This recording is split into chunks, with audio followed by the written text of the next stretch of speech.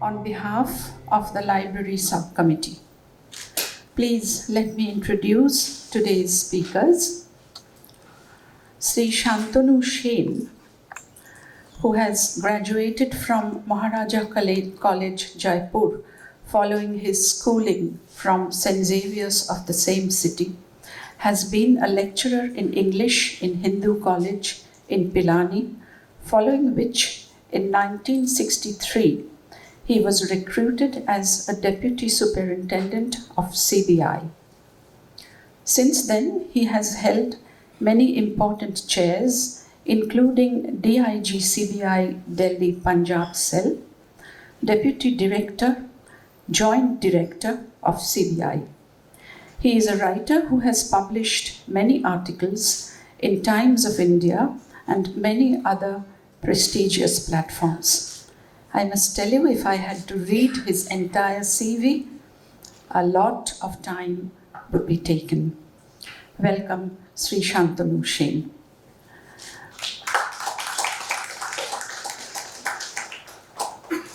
Sri Sen will be in conversation with Sri Paranjoy Guha Thakurtain, another celebrated journalist who did his graduation from Delhi School of Economics after his schooling in La Martiniere from Kolkata. With a career spanning almost 5 decades, he has been associated with media houses like The Telegraph, India Today, The Pioneer, and many others. He has also written and published profusely. Thank you for coming to this program. Good evening, ladies and gentlemen. অনেক ধন্যবাদ আপনাদের সবাইকে. I'm honored and privileged to be here in your midst, and I'm extremely happy that sitting on my left is Mr. Shantanu Sen, who, as you will soon realize, is a unique personality. He's not just like any other police person in this country. And I would be happy if, after our conversation, you raised questions to him. He is outspoken, and he has appeared on television channels and on several interviews he's given to people. Before I begin the evening's proceedings, I just want to make one point. This program was supposed to take place 3 years ago, almost exactly 3 years ago. Everything had been worked out. This book, copies of which are available, and I, as the publisher, will be extremely happy if you picked up a copy and got it autographed by Shri Sen over here. It's just priced at 400 rupees, 399 to be precise. And he's charging only 1 rupee for his signature. But this book was to be released in Delhi. And we had booked the hall, and everything was all organized. The panelists had been asked to come. That included the former Lieutenant Governor of Delhi, Mr. Tejendra Khanna, senior journalist Shekhar Gupta, among other people. And everything was happening, everything was on track when the pandemic broke out. And it seemed as if our whole world had turned upside down. Indeed, it had. And as an octogenarian, naturally, he and all of us felt that it was not an appropriate time to have that function. At the same time, Bengal Club had extended an invitation to him to come here and speak. And I'm extremely happy and delighted that we are here together. And in a sense, this is the first time that we are having a formal inauguration of this book. at a public event, and I'm honored to be his publisher. The book is titled Corruption, CBI, and I. But the subtitle is how this book is more than the memoirs of a senior, of a veteran scam buster. My personal association with Mr. Sen goes back to the early 90s, when for the first time, as a journalist, I entered the office of the CBI in Delhi, thanks to Mr. Sen. And he called me because he had read a particular article that had appeared in a newspaper on the front page, which dealt with a very, very senior technocrat, Mr. V. Krishnamurthy, who, among other positions, he had headed the Steel Authority of India Limited, he had headed Bharat Heavy Electricals Limited, he had headed Maruti Suzuki Limited, he was a top government official in the Ministry of Industry. And to my astonishment and surprise, here I was being asked to appear before a top officer of the CBI, and I did. And he asked me detailed questions about what I knew about this gentleman, little knowing at that point of time what happened and why I was being called to talk about a former member of the Planning Commission who was at that point of time it turned out subsequently that he was associated with one of the biggest ever financial scandals in the country concerning Mumbai-based stockbroker Harshad Mehta. Now let me rattle off a list of names for you. And it'll appear that none of these people have anything to do with one another. General A.S. Vaidya. General Vaidya was a decorated senior officer of the Indian Army. He had a very important role to play in Operation Blue Star in Amritsar, in the Harmandir Sahib, the Golden Temple. And he was brutally murdered at Pune, at the cantonment at Pune, at the outskirts of the Pune. Next person, Sanjay Dutt, well-known actor, son of very well-known film actors, Sunil Dutt. And he acquired notoriety when he was jailed for illegally possessing a weapon. Individual number 2, 3, and 4. Syed Modi, badminton champion. Amita Modi, badminton champion. Sanjay Singh, politician. The three of them were involved in a classic love triangle, a sensational tale of passion, infidelity, the stuff that best-selling books of fiction and films are made of. Let's go to the next set of individuals. One of them I already mentioned, the late Harshad Mehta, who died in prison, fairly young age. We mentioned Mr. Krishnamurthy. Then came Mr. S. Venkataraman, top official of the Ministry of Finance, he was the governor of the Reserve Bank of India, India's Apex Monetary Authority, Central Bank, and all three of them were somehow linked with the big scandal of the early 90s in which Harshad Mehta was the epicenter of it. Next person in this list is Sohrabuddin Sheikh. Now, as you know, he was called a gangster, he was called a terrorist, he was killed in a, within quotes, encounter with the police.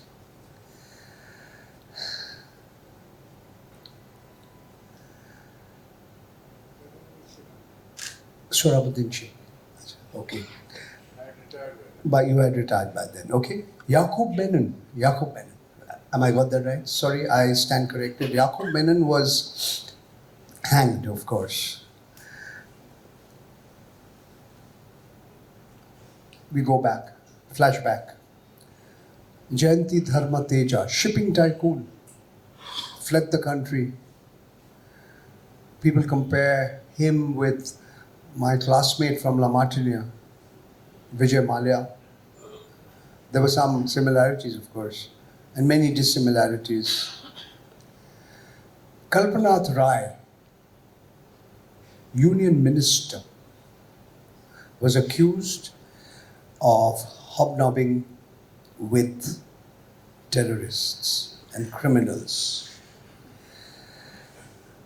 And the former Nizam of Hyderabad, who was accused of taking away from India some of its most valuable gold mohurs. And with the exception of Sohrabuddin Sheikh, the one person who was common to all these criminal cases, all these investigations, sensational stories which hit the headlines, was on the front pages of newspapers for days and days on end, was none other than Mr. Shantonu Sen. And he looked into all these cases with considerable detail, and he also, in this book, tells you why nothing came out of several of these cases. Not all of these cases, by several of these cases. So I will ask Mr. Sen to give his opening remarks, to talk a little bit about some of these cases and tell us a little bit, before we come to the role of the Central Bureau of Investigation, often described as India's premier law enforcing agency.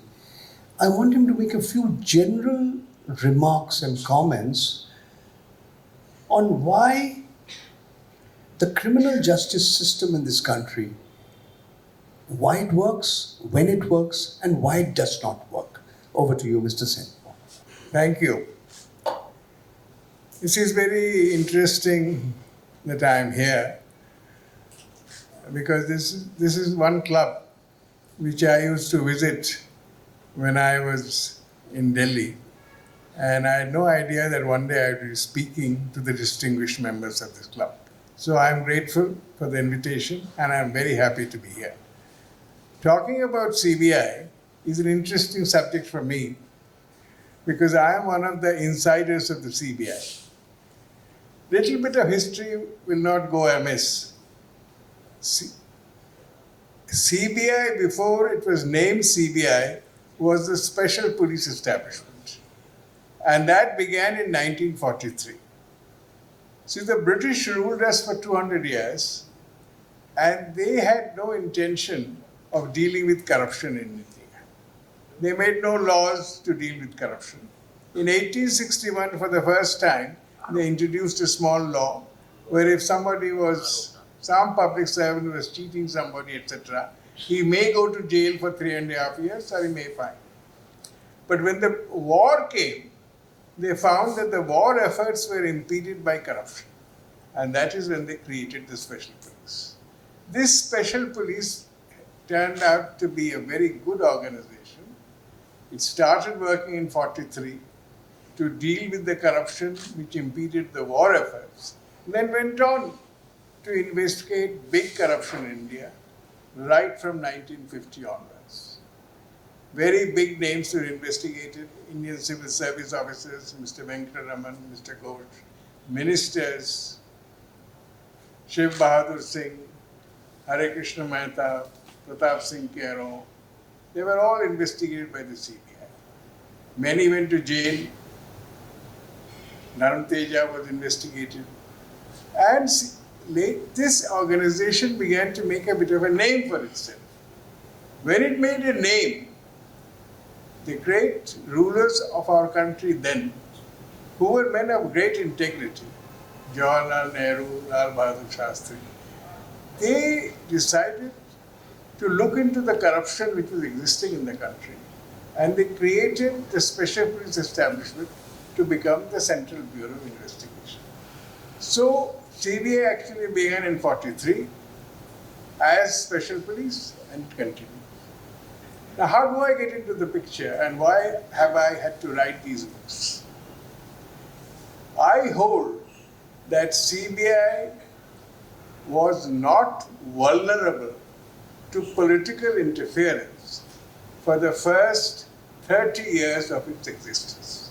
From 1943 to virtually 1973, CBI was an independent organization investigating corruption where they found it and investigating that corruption without any interference. But after the 70s, it so happened that the political scenario in the country changed. Lal Bahadur Shastri was no more, and we had Jawaharlal Nehru's daughter, Mrs. Gandhi, as our Prime Minister. And she was weak, in the sense she did not have that majority which her father commanded or Lal Bahadur Shastri commanded. And that is for the first time CBI was interfered with in her time. And that was a political decision because the great Birlas, who were great supporters of the Congress, shifted towards the Swatantra Party. And they had to be brought back. And CBI was used that purpose. I have written all about it in my first book, the CBI, which is CBI Insider Speaks. This is the book. It was published by Manas Publications. I wrote that book clearly spelling out why CBI was interfered with. The tragedy is the CBI officers did a very good investigation. After all, the crime was true. The crime had taken place. They had declared in their textile mills a cloth which should have been a fine cloth as coarse, and had bribed excise officials to pass it as fine, pass it as coarse, when they were actually preparing and designing fine cloth. Lakhs of rupees was evaded in excise duty. But the tragedy is none of them were prosecuted finally. There was no prosecution. So what had happened over a period of time after the 70s? CBI was used to investigate corruption. And when the corruption was exposed, and that exposure would have burnt others, it was so manipulated that further action was not taken. So vulnerability of CBI to interference started, and nobody was wiser about it. I, as a young officer, saw this, but it was not happening in all the cases. There were many cases which were investigated thoroughly, prosecuted thoroughly, and CBI earned a good name. We all know that CBI was then much in demand. It was said that if a case cannot be solved, let it go to the CBI. And the work was so good that even High Court judges relied upon CBI to give a finding. But the slow interference within the CBI had started. And as one of the direct officers of the CBI, I found it very troublesome. And I mentioned this to the director, and he agreed that this was happening. And I therefore launched my first article on this subject, which was carried by the Times of India. It was published when? In 25/4/95, almost 20 years from today. So the vulnerability of the country to interference in the CBI had started in the 70s. It began to gather speed by the 90s and then became a regular practice. But At that time, Mr. Sen, you had just retired from the CBI, or were you still? No, I was still in the You were CBI still- when I wrote my first piece. So that was a very rare instance, am I correct, sir? Of a Well, serving officer of the CBI writing a newspaper article? Well, what had happened was, we joint directors meet the director once a month, discuss our problems. And there I had raised that CBI was getting a bad name.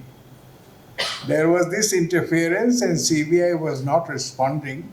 So allow joint directors to write articles in the newspaper. The director agreed. I don't know why. And it was officially recorded that the joint directors may write articles explaining the functioning of the CBI. So I had that permission. And when I wrote this article, it was considered so damaging to the political masters that they asked the director for an explanation. And the director asked me for an explanation. I said, I have not named anybody. I only said that there is a political and bureaucratic nexus which is coming in the way of taking up cases against the corrupt, and when we do take up the cases, there is interference. I have not named, I have generally mentioned it. So since I had that permission, I was not hauled up, though the article was pretty damaging, and a copy of that article is still with me. Then I retired in 1996. And 2000, again in 2000, the Times of India approached me to write a piece on the functioning of the CBI. And I and Mr. Nariman, one of the eminent lawyers, were both asked to write, and it was an opaque page, both wrote. And my piece clearly said, there is a feeling in the civil society that CBI is vulnerable to political interference. Mr. Sen, if I may just briefly intervene, Yes. would you like to illustrate this point by giving us a few examples of political interference in the working of the CBI? Well, let us take the case of Mr. V. Krishnamurthy first. Mr. V. Krishnamurthy was an eminent bureaucrat and a technocrat. He was considered the doyen of the public sector. But as I'm leaving these books behind, and the article on Sri Krishnamurthy will be left in this library for people to read, what was nagging him was that he has done so well for the country. He has created 3 public sectors. He has made a name for himself. But what has he earned? Nothing, except the past salary. He could not become a Tata or a Birla or an Ambani. Ambani is, of course, now. But he could not become a Tata or a Birla, because though he has the ability to do that work, he suddenly became corrupt. He set up shelf companies in Singapore, not many, not one, but many. And he took money from Japanese companies. And they paid him. Millions of dollars were paid to him. And these were run by his Sons and another minister, C.M. Stephen's son, Mr. Jacob. All that was in evidence. But when it came the time to do an investigation on him in Switzerland, in Hong Kong, in Australia, where the money was stashed according to our information, suddenly the government got cold feet. They would not allow our letter rogatory to be issued. They would not allow us, and even, I'm sorry to say, the External Affairs Ministry, the then Foreign Secretary and then Ambassador in Japan said, if you do this investigation in Japan, it will create bad relations between our both countries. And just as an explanatory intervention, a letter rogatory is an official communication from one law enforcing agency in one country to another law enforcing agency in another country seeking information in order to investigate. And it is very commonly done. In Beaufort's case, it was issued within half a day. But my application was, a very interesting conversation took place. You see, this letter rogatory is prepared and submitted to the court. The court says, give me a guarantee from the government of the day that this evidence which you are collecting will be only used against the person against whom the letter rogatory is issued. This is common practice. When I asked for this permission, which should have come normally, because his investigation was done with the consent of the government, I was told by a joint secretary in the PMO, Mr. Sen, we have received your letter of request. It should be, our consent should be forthcoming immediately. It's a very good suggestion. He was all for it. I remember his name, Nishikant Sinha, Mr. Nishikant Sinha in the PMO's office. 10 days later, he rings me up again and says, Mr. Sen, the secretary to the Prime Minister is a bit disturbed and wants to know, why have you done this? I said, this is a matter of investigation. So did you take the government's permission before issuing the letter of rogatory? I said, it is not done. I am doing the investigation. I need to do an investigation in Australia, New Zealand, and Switzerland, and Hong Kong. You have only to say that the evidence collected from there will not be used against anybody else. Chup. Then he rings me up again, and the court meanwhile is giving me dates. And there were 130 dates given by the court. The permission did not come through.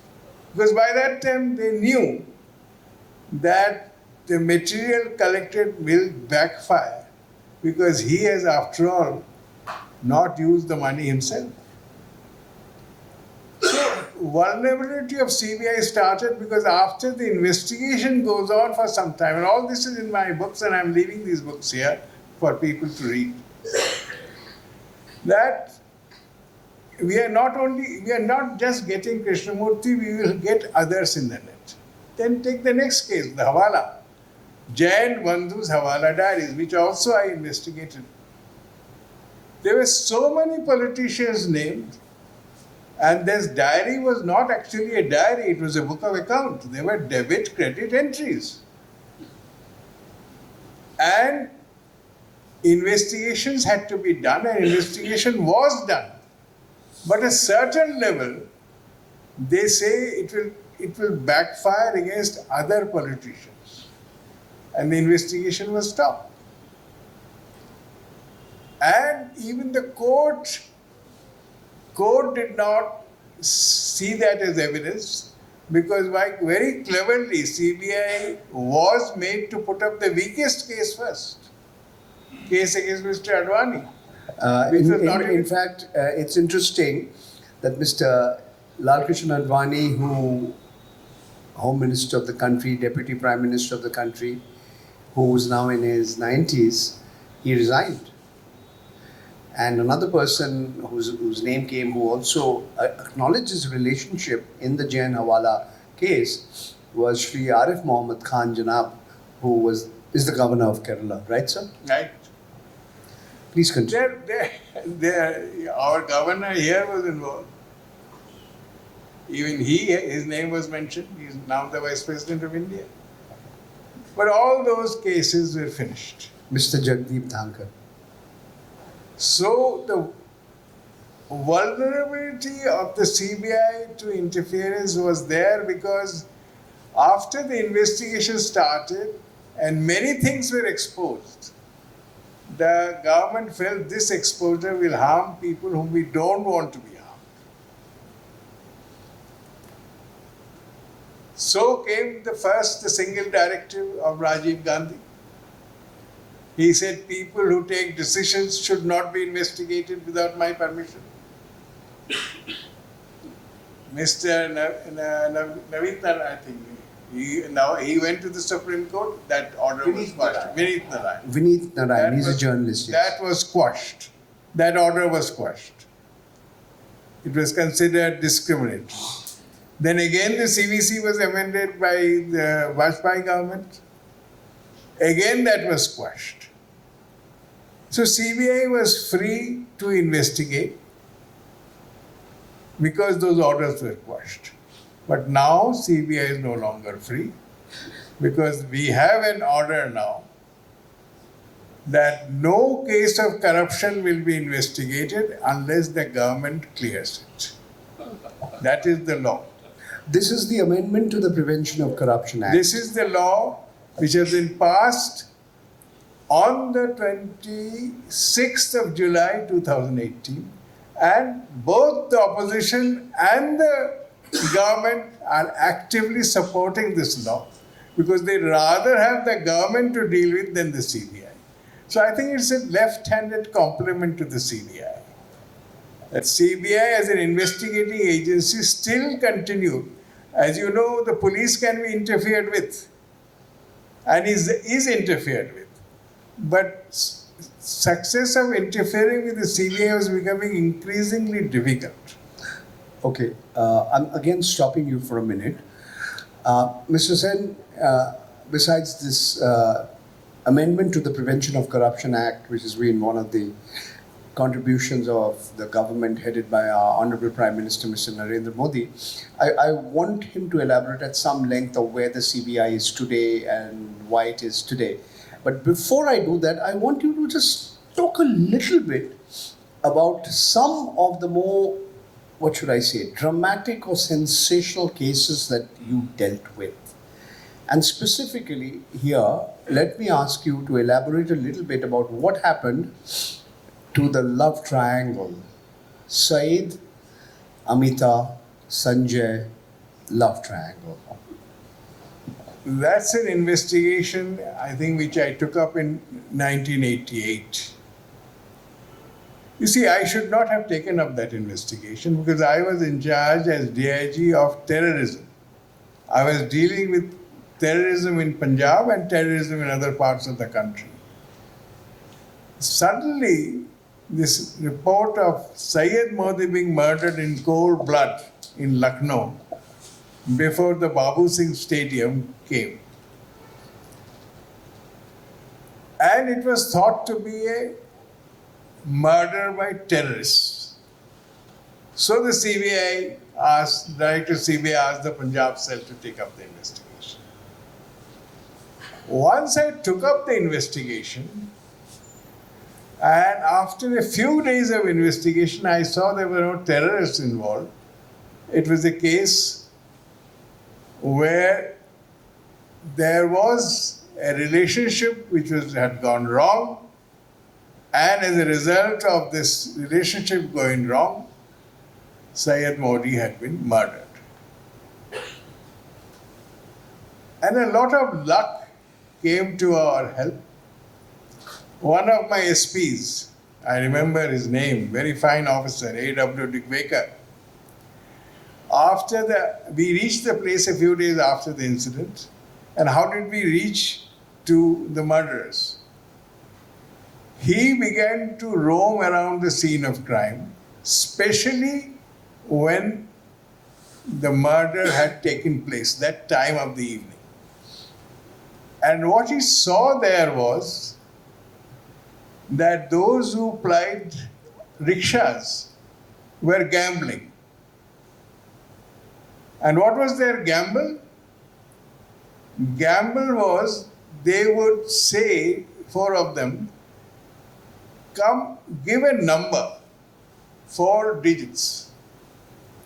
And the number which would be the closest to the car which was next coming would be the winner. That person would be the winner. And the money would be shared. So he knew that Syed Modi had been murdered by 4 people who had come in a car and waited for him to complete his game and come out, and then he was killed. So he asked them, on that day were you present, and when they affirmed they were present, he said, do you remember the number they were of the car which killed Syed Modi? And they did, because they were recording the numbers and remembering the numbers. They did not know whether it was DLY or HRA or LKA, but they knew the number. And they gave out the number. And look at luck. Without luck, no crime can be solved. The next thing was that one of the sub-inspectors attached to our unit was given this number, and 2 days later he comes back and says, number of the car with this number is in the police station in Lucknow. The main Hazratganj police station, it has been seized. This car had violated some traffic rules.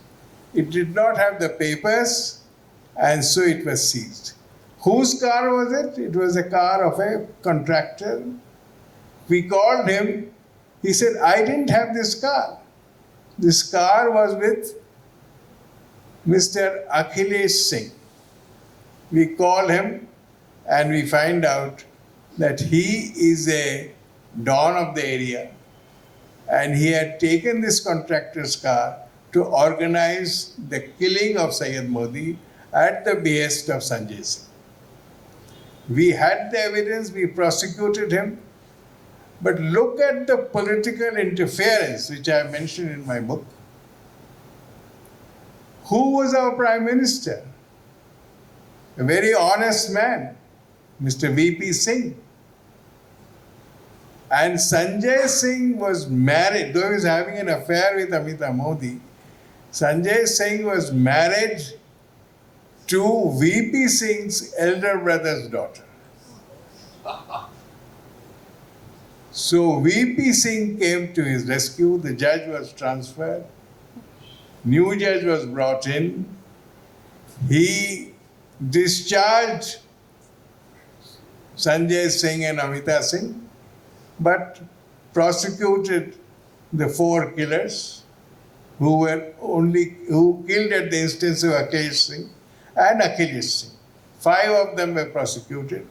Later on, Akhilesh also got discharged because he said, I had no role in the matter. He was a politically powerful. And the 4 killers were prosecuted and convicted. So interference, I'm talking, when something more than meets the eye happens, something which troubles powerful politicians, CBI began to get vulnerable.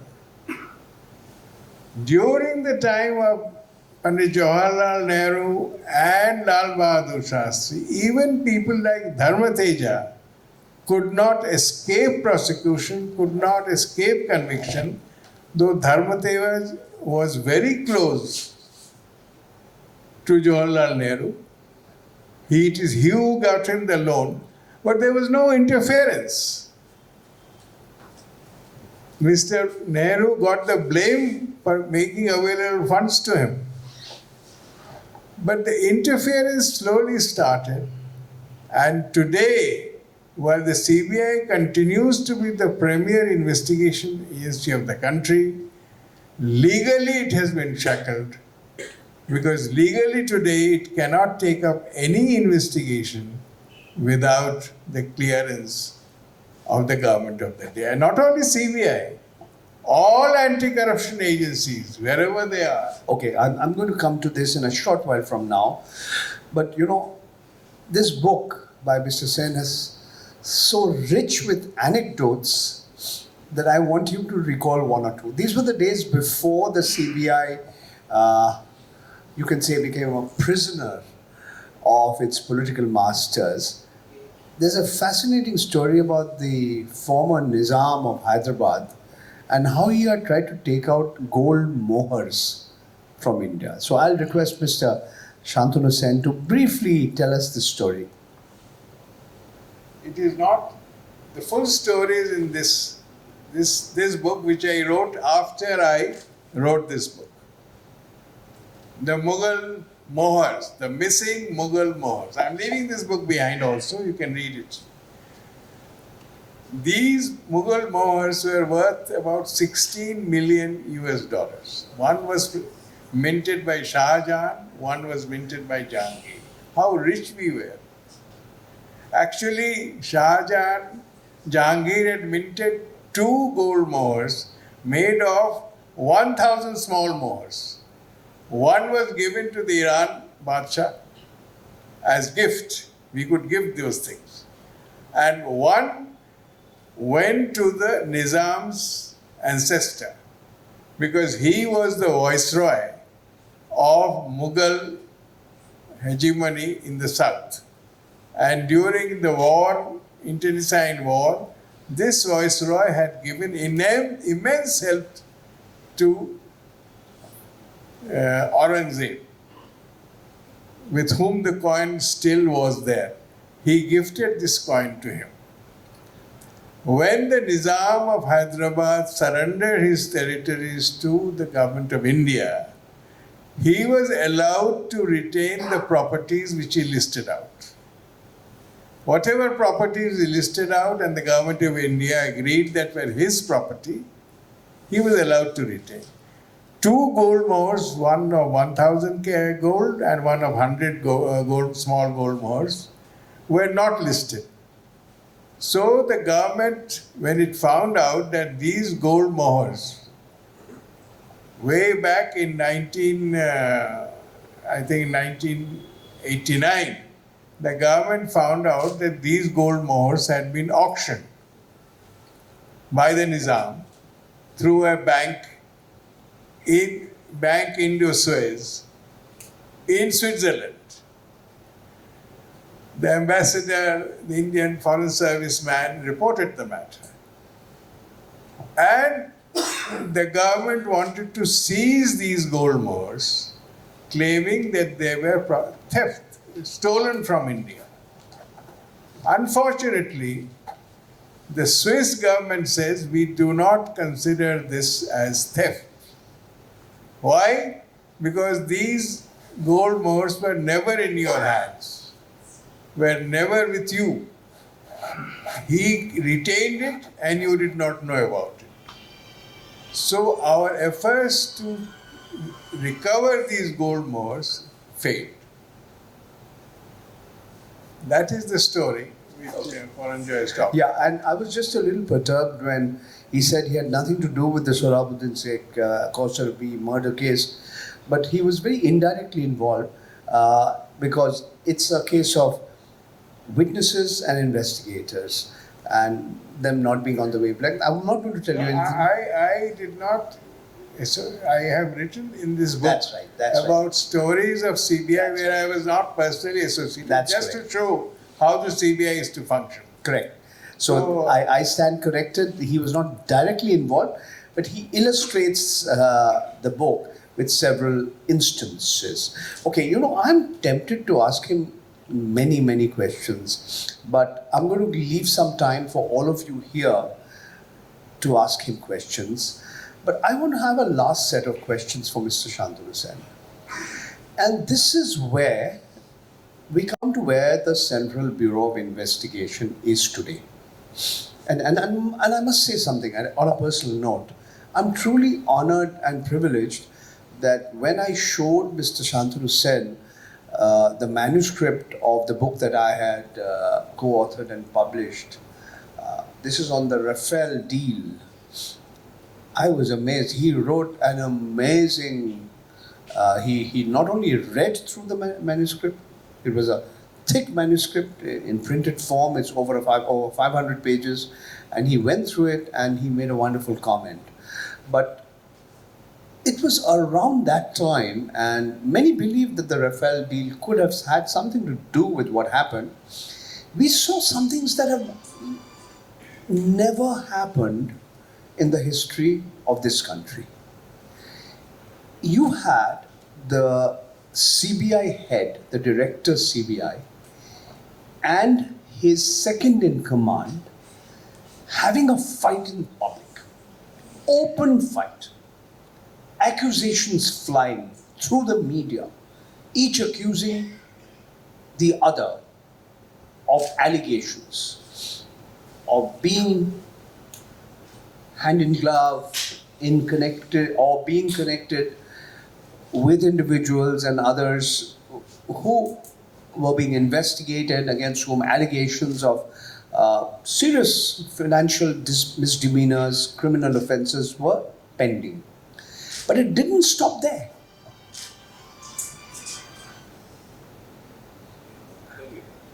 Yeah. Then something unusual happened. It's never happened before. The CBI director found the following morning that he had been locked out of his own office after midnight. It was, I don't know when, but it could have been somewhere between 12 midnight and 2 a.m. in the morning, that on the instructions of higher ups, and I'm sure Mr. Shantanu Sen will be able to throw more light on this, the sitting CBI chief at that particular point of time, Mr. Alok Verma, he found that a lock had been placed on his own office. And something like this has never happened before. You have an open slanging match between a person who's supposed to head the country's premier police investigating agency and his second in command. And then there are orders from the higher ups, and he can tell you who these higher ups are.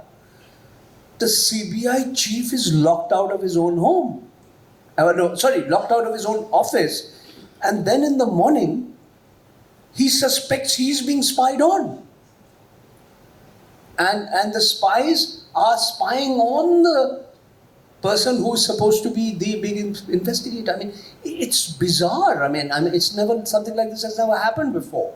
Now, I have happened to have, in the course of my work, met some of these people involved, but you should hear from Mr. Sen that this incident that took place recently, just a few years ago, and whether it kind of symbolizes and epitomizes what has happened to the CBI and its degeneration. To you, Mr. Sen. Paranjoy, I will not be as dramatic as you are. Because I'm paid to do that. it is not that dramatic either. Frankly, the choice of Alok Verma, who worked with me and was subordinate to me when I was advisor to the Delhi LG, was not a good choice as director CBI. He was a political choice close to the BJP. And his number two was Rakesh Asthana, who used to be my SP in Dhanbad in the CBI, and he was a good officer then, but I stand corrected. I have now found out that he had also degenerated. So He is also a political appointee. So he was also a political appointee. Now, it should not be said so openly, but I'm compelled to say it, that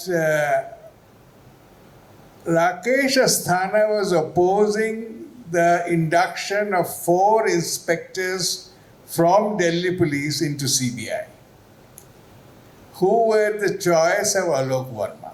Now you can understand why Alok Verma chose 4 inspectors.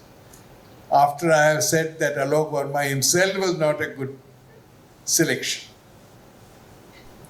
And Rakesh Asthana was also, according to very good reports, indulging in certain activities which Alok Verma did not appreciate. So what had really happened was that CBI was having 2 officers at the highest position who were not fit to hold those positions, because CBI has a reputation of selecting honest and intellectual officers as directors. And I must intervene, and I'm surely Mr. Alok Verma and Mr. Rakesh Asthana will strongly disagree with what Mr. Shantonu Sen is saying. No, they may, but what I'm saying is borne out by the fact that both were sacked. And I remember If I remember correct, sir, I'll correct you. Mr. Alok Verma sits at home. He still hasn't got his pension. And Mr. Asthana happens to be the police chief of Delhi. No more. Until He was removed. Until recently. Suddenly, he thought he would continue for 2 years. He was removed within a year. And I remember meeting Paranjoy before they were removed. And you will see your own interview where I said it's high time that both are removed, because they are making a mess, and it's a shame that they are fighting. And the best thing the government can do is to remove both of them. And 2 days later they were removed. Remember? Sir, Alok Verma was removed, not Rakesh Asthana. No, Rakesh Asthana was also removed. Both were removed from the CBI. Check your records. And then the Supreme Court intervened, sir. Supreme Court intervened, but they were brought back and again removed. Alok Verma was brought back and again removed. All right. You're right. But correct me, I don't know where Mr. Asthana is. He's with a different central government. He is nowhere. He is just, Asthana retired and was made the Commissioner of Police after retirement. And he expected to be there for 2 years. But suddenly he was removed. And he was very unhappy, very upset. Well, this is not the story we are discussing here. The point is, they happened to be in the CBI and they were undesirable for the CBI and they were removed. You see, what has happened after the 90s, we have had directors in the CBI who had no institutional memory of the CBI. In the past, anybody who became a director of the CBI had worked in the CBI as SP, DIG or joint director. He had an institutional memory of the CBI. It was Mr. Narasimha Rao, the Prime Minister, who brought the first director who had never worked in the CBI. And that is where Veer Sanghvi wrote about him as giving malign leadership to the CBI, converting the CBI into a poodle.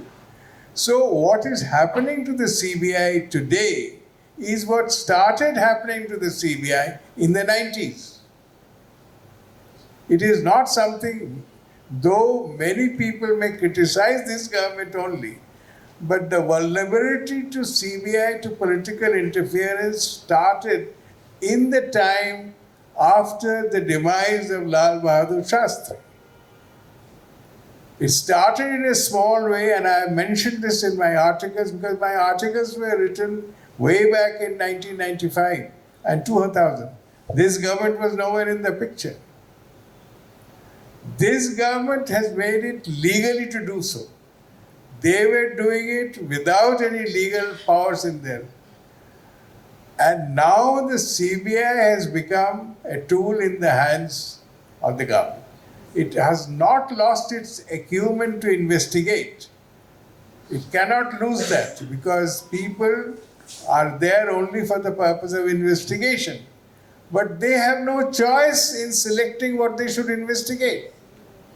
It is like a police station being told that if a theft has taken place and you have received a complaint, you cannot investigate that theft till the government tells you to investigate. Why should CBI be told that you cannot investigate a case of corruption till we tell you to investigate? That means the party in power will dictate who should be investigated. CBI had a huge unit called the Special Unit, whose job was to find out cases of corruption. 80% of the CBI cases in my time and much later were detected by the CBI and CBI initiated investigation. Now there was interference there, and people in the CBI stood up to that interference. I have stood up, many other officers stood up, because they told that we will not do this, and they did not care for these instructions. But now what has happened is that CBI will investigate only what you are told to investigate. Okay, sir. I have two short questions. I have two questions, and I'll request you for short answers.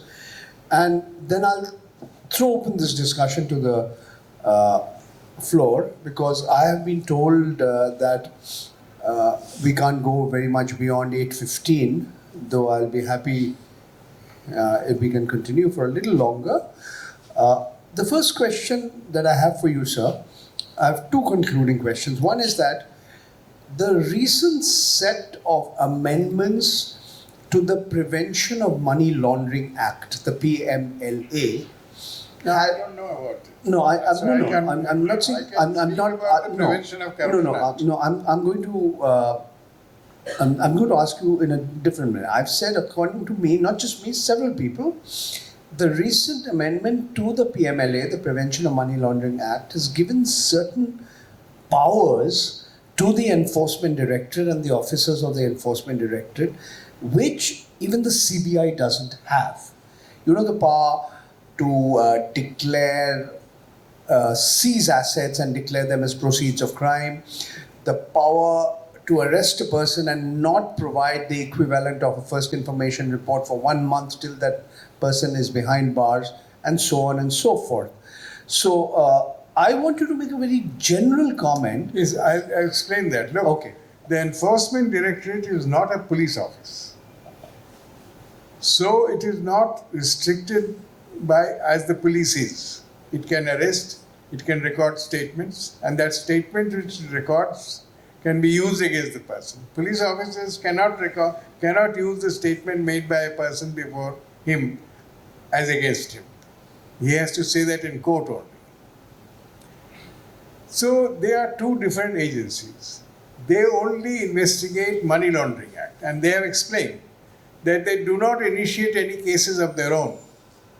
They initiate a money laundering investigation after CBI or police department have registered an FIR where there is illegal money. Then they take on investigation and they make blunders. You will all recall that when Sushant Singh Rajput died, his father made a statement that he had been paid crores and that money is missing. And Riya Chakrabarti must have taken that money. And immediately the ED registered a case and started investigating Riya Chakrabarti. You will not recall that. And Riya was shown going every day to the ED office. And later on, what was found? That the money was not even paid to Sushant Rajput, only promised. So they jump into investigations, and where they should not jump, they jump. Where they should jump, they sometimes do not jump. ED is another different kettle of fish. May I quickly ask you to then comment on another agency, the NCB, the Narcotics Control Bureau, and the recent case involving Shah Rukh Khan's son. And he too was kept behind bars for a few weeks. Eventually, he was set free. They found no evidence on him. And there were serious accusations made against a serving officer, Mr. Wankhede. And people felt that that entire episode was more political, that the political aspect of it overshadowed the crime aspect of it. We know Mr. Shah Rukh Khan's religion, we know about his popularity, we know about his wealth, we know about the fact that his wife does not belong to the same religion as his, and many felt that there were reasons other than allegations of crime against his son that prompted all of this. So would you like to make a brief comment on this, sir? You see, unfortunately in our country there is no civil liability. In the States and Canada, if you make a wrong arrest, make a wrong investigation, you are liable to action civilly. And you have to pay millions. Here you are protected. That is why these things have happened. I think there should be a change of law. Okay. My last question to you, sir. Mr. Sen, do you believe that in the last 9 years, we are seeing the CBI being used, or rather misused, to target the political opponents of those who are in power in Delhi, and not just political opponents, other opponents? Do you think that this particular phenomenon, as you have rightly pointed out, it's not new, it's been there for several decades. You talked about how this is a phenomenon that started in the early 70s. But do you believe in the last few years, last 8 or 9 years, this has become more evident, more apparent, more brazen than before? You remember CBI was called a cage parrot by Justice Lodha. And he said it was an off-the-cuff remark, it's not in any judgment. Why did he say that? Because even then CBI was acting at the instance of the government. So that started in Justice Lodha's time. What was wrong and what is evil, once it starts and it is not checked, we all know it will only grow. It should have been checked. It should have been blunted. When the misuse of CBI started, the courts and the civil society should have come down and said so. Nobody opposed it. The opposition did not then. The party in power continued to do it. And now what has happened is, it is being done more and more and more. Increasingly, CBI is being interfered with. But it started long ago. Why did it not start in the time of Pandit Jawaharlal Nehru and Lal Bahadur Shastri? Because that period was a glorious period as far as the integrity of the political masters. When did the political masters become a crime syndicate? We must ask this question to ourselves. Why our politicians have become corrupt? Lal Bahadur Shastri, when he died, he had 12,000 rupees in his bank, and he had a car loan to pay. And he had been minister for umpteen years. So the integrity of the freedom fighters who became our rulers was very high. They have given us a good starting point also. All that we have gained today must have been because of what they did. People may not give them credit. People may say lots of things about them. But I can vouch for their integrity. I was young in the 50s and I started service in 63. I saw integrity. Even Mrs. Gandhi was personally a woman of great integrity. And she had no bad habits. But political weakness compelled her to do certain things. Sanjay Gandhi, for instance, taking the Birlas back. These things she did, but she did not start a case against anybody deliberately.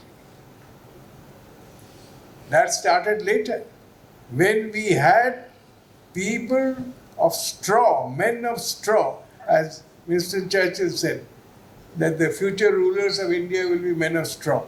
Something like this he had said. I'm tempted to ask Mr. Sen about Union Minister Kalpanath Rai and what happened to him. This is a case he knows very well, but I will restrain myself and throw open this discussion to the floor. You have some extra microphones. Okay, I have a request. Please identify yourself and ask a question to Mr. Sen, Mr. Shantonu Sen. Please do identify yourself and ask him whatever question you wish to. You can see you can ask him just about anything. Unlike several others serving or former government officers, he doesn't pull his punches, he doesn't mince his words. You may or may not agree with him, but yes, we'll take that lady first there, and after that we'll come to you, and then we'll come to you, ma'am. Yes, please. Swati Gautam here, Mr. Sen. Thank you very much for all the revelations that were made this evening. Thank you, Bengal Club. A fantastic, fantastic evening indeed.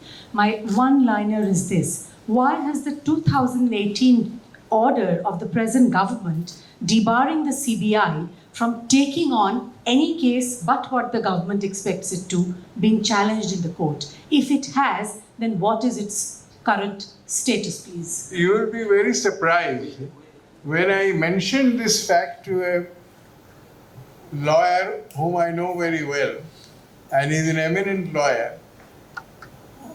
He said with a wink of his eye that we don't want CBI to have this power. We will deal with the government.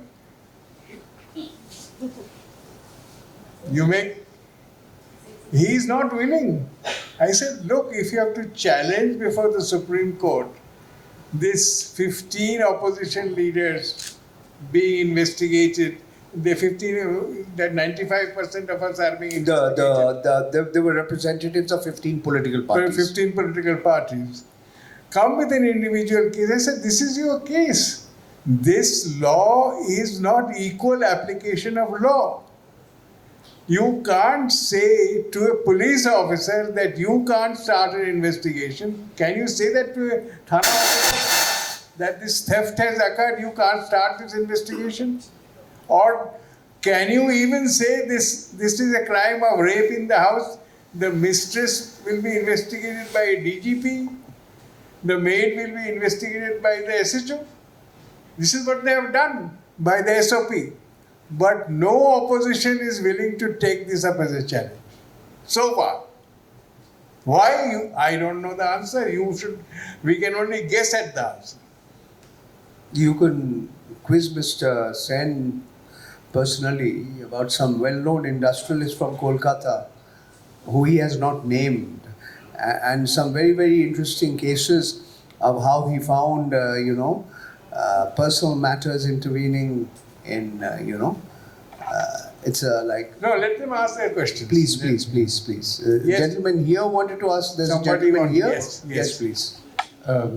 Yes, Pradeep Kakkar is my name. Thank you, Mr. Sen, for your forthrightness and very interesting anecdotes. But I must confess a sense of frustration because when I hear the term political interference, I try to imagine how it's actually operationalized. When you mentioned phone calls being made, judges being transferred, etc. But my suspicion is that the one player that you've not mentioned enough is the bureaucracy. interference must necessarily, to my understanding, be operationalized through the bureaucracy. I mean, some paper has to be generated, some signature has to be initiated somewhere for interference to actually be translated into action. What is your sense of the role that bureaucracy plays in being spineless enough to let the political masters have their way? Thank you, Mr. Thakur. Mr. Kakkar. Pradeep Thakur, yes. Excellent question. Because that is what I exactly wrote when I wrote my first piece on 25/4/95. I mentioned that it is the civil servant of today who is hand in glove with the political master who runs a crime syndicate. Most of them run a crime syndicate. It is through him he acts. You are 100% right. Who was telling me that you will not get a letter rogatory? It was not the Prime Minister of India. It was a civil servant. So civil servants have shrugged off their oaths to the Constitution. A large number of them. And those who are sticking to their oath to the Constitution are considered foolish because they don't get to become governors, they don't get to become ambassadors, they don't get to become advisors and they don't get post-retirement sinecures. So the civil servant has now decided, a large number of them, to go on with the political masters because that will help their future. That is a tragedy, but it's occurring. And I've written about that way back in 95. Okay, there are two people here. May I ask her to respond and I'll come back to you after that?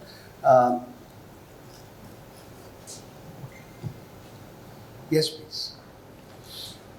Amen. Gulan Kripalani. Thank you very much, Mr. Sen. That was most interesting, and thank you for Thank you. And for your forthrightness, as Pradeep said. My question is, these days we are seeing more and more non-governmental organizations, people of great integrity that we know are being investigated by the CBI, I'm assuming at the government's behest. The latest being Harsh Mandar's Aman Biradri being harassed and so on.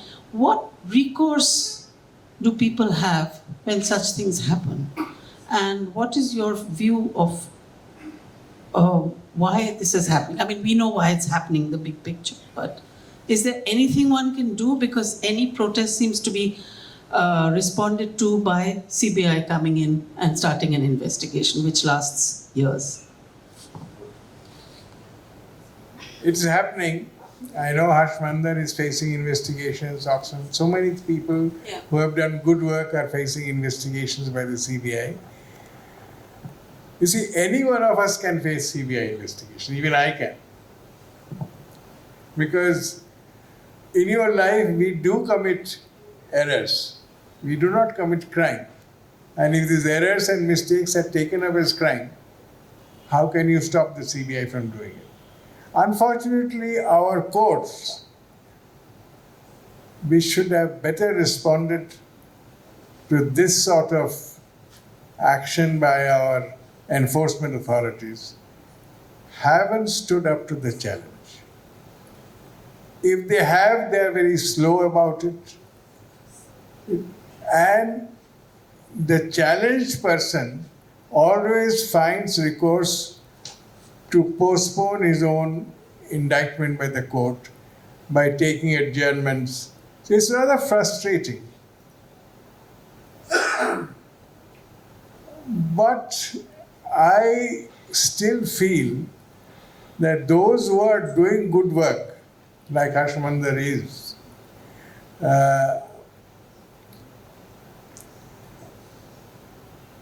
face it, we'll have to face it, but he possibly will get out of it. But I'm really helpless in answering your question. What can I say? Because a small flaw in the functioning can be taken up for investigation, and big corruption will be ignored because it is done by a person who is in authority or is close to the powers that be. It's something which is happening, but certainly not in a very large scale, but it is happening.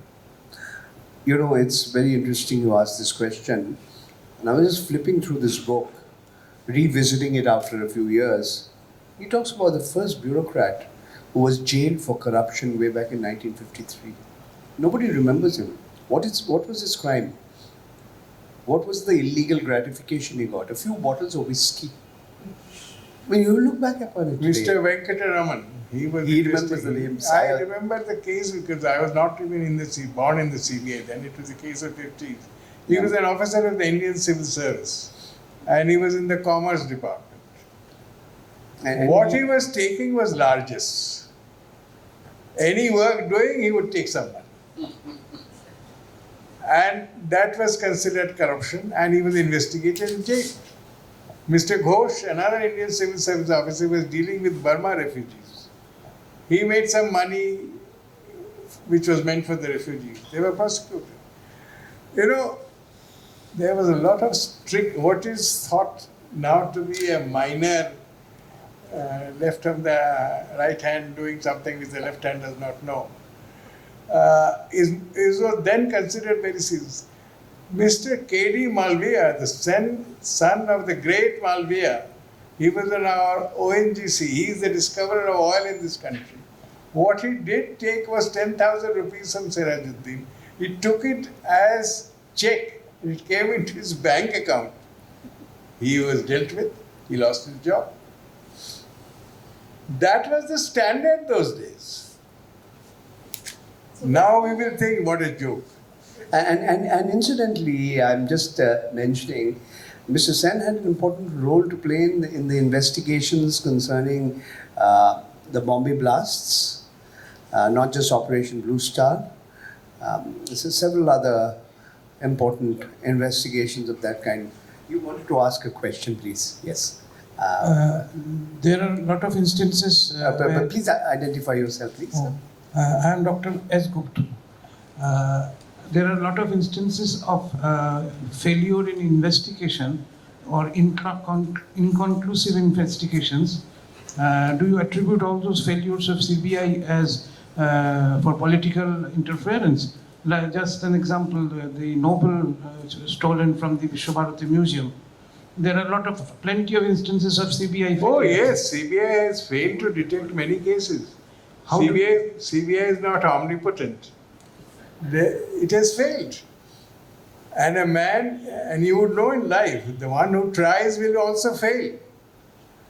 But the reputation of the CBI, and that is well known, was very high because it succeeded where many others failed. Not necessarily always due to political. No, failure may not be. You mean if something is not found, how can it? I'm talking about interference in certain matters which I have mentioned.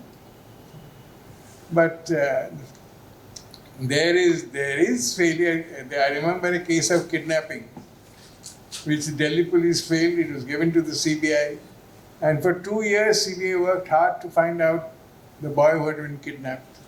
And ultimately it surrendered before the Delhi High Court, which had given the case to the CBI, that we have failed. I have also failed in investigation. I have failed. I remember a case which in my early days where I failed to collect evidence. I made such a foolish mistake. Here was a person who had cheated the State Trading Corporation. I got him, but I never recovered the money. And why did I not recover the money? Because my searches were poor. My understanding of the case was poor. I saw some documents in his house which related to a truck, but I never realized that he'd used this money to buy a truck. Later on, much later, when I was going through my records for writing these things, I realized, Uttu, I missed that. If I had gone into that, I might have even seized the property which he had acquired from his illegally earned money. So we fail. And we fail many times. But the question is, where we succeed in a massive way. And we had earned a reputation of honest and proper investigation. That is why our result in court was 70%. At one stage, it went up to 75%. Why? Because our investigation was thorough and solid. Where the cases are investigated by the police, even the CID, is hardly 15% in the states. And the ED's track record is abysmal, sir. I believe so. But ED claims that where they have put in charge sheets, they have got 95% conviction. Okay. They claim that. I don't know, because I'm not an ED man, so I don't know much of No ED. problem, sir. No, I mean, this book has fascinating stories. You've heard about Indira Gandhi's voice being copied to steal money from the State Bank of India.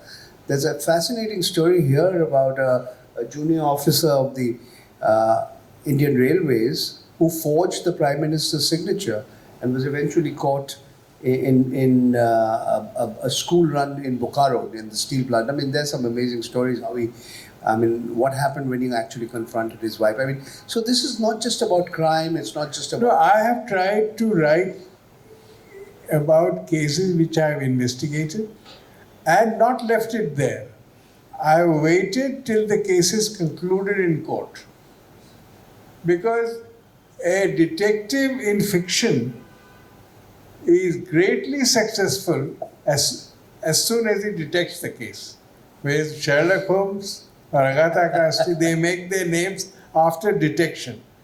A detective in real life has to be called successful only after the court accepts what he found was liable to be accepted by the court on the basis of the evidence. What I consider as evidence, the court may not. On this note, sir, I want to ask you, you please make a few observations and comments on the judiciary and the judicial system in this country.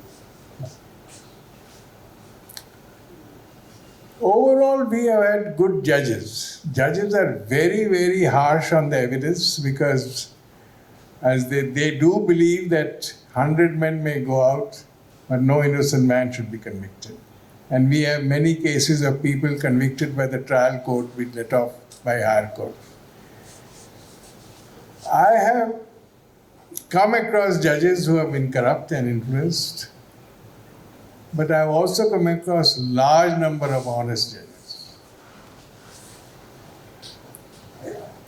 I feel that by and large, judges of the trial courts try to be honest because they know their appeal lies against their judgment.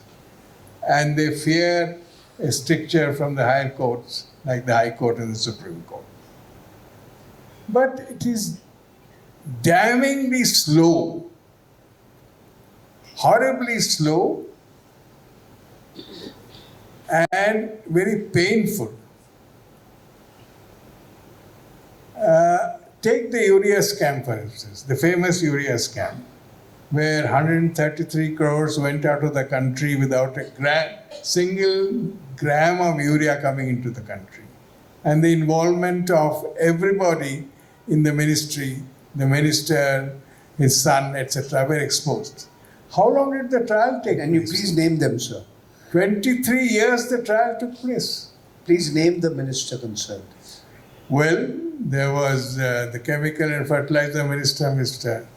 Yadav, his son Prakash Yadav, minister was Lakshman Yadav.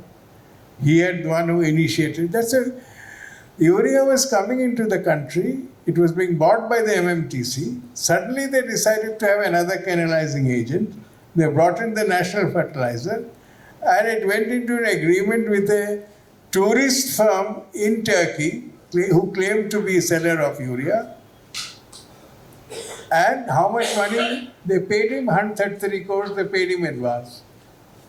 He did not send him even 1 gram of urea into the country. So, this was investigated. Why should it take so long? The trial took 23 years in the trial court. Now the High Court appeal lies, then the Supreme Court. So our courts are very slow. And that is something we have to improve upon.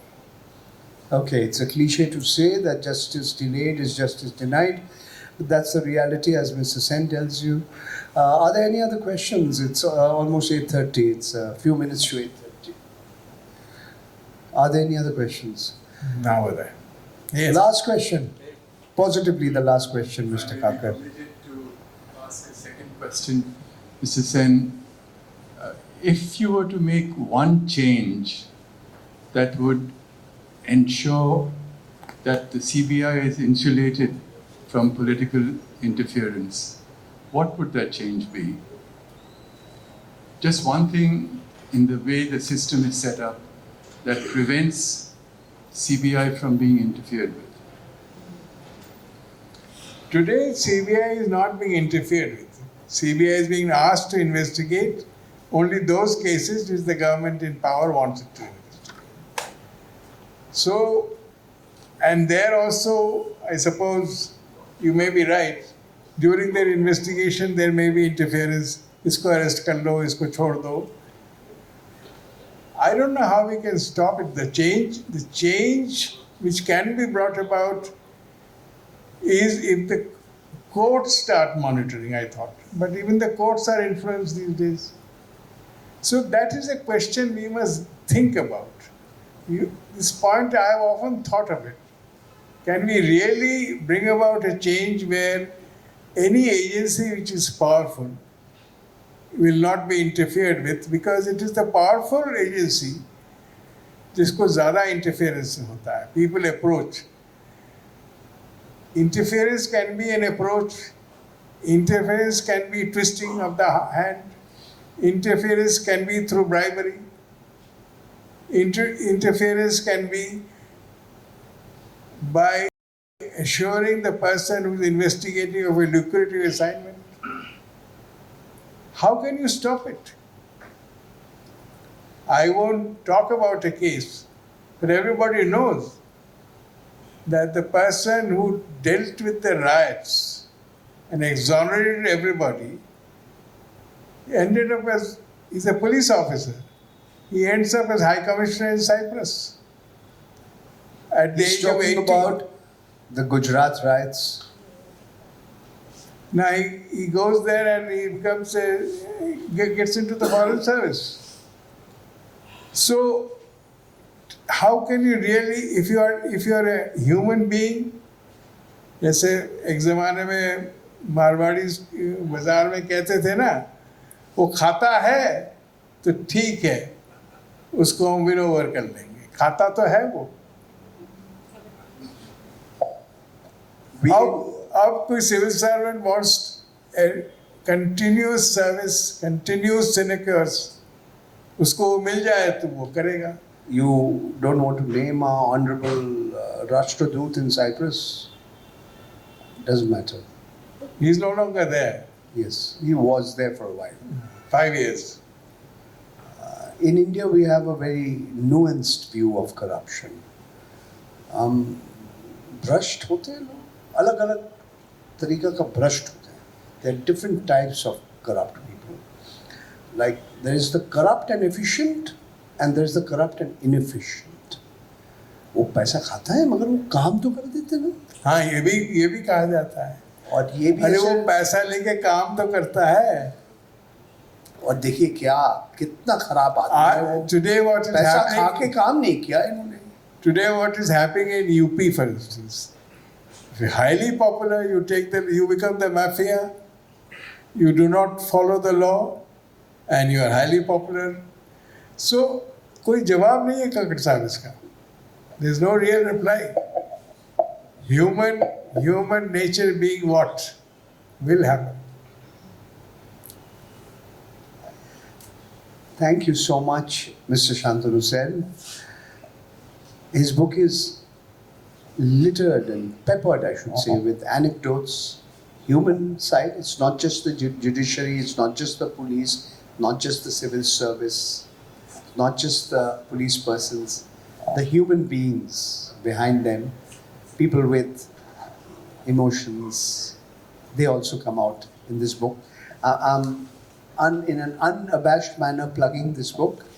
I have a vested interest in doing so. But I thank all of you for being here.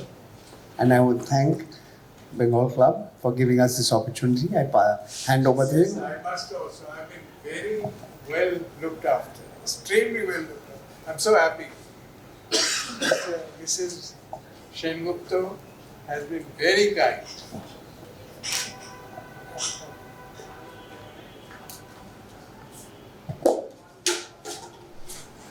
Good evening once again. Today's engaging conversation could have gone on, and any vote of thanks after such an evening will be almost redundant.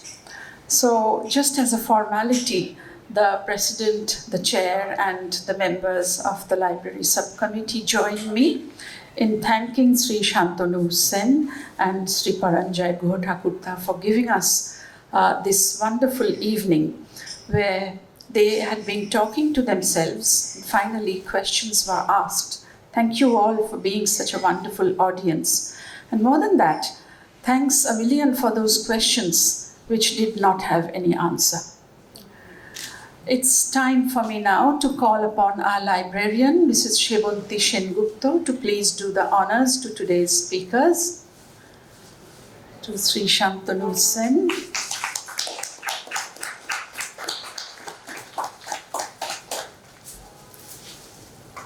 To Sri Paranjoy Guha Thakurtain, please. Thank you, sir.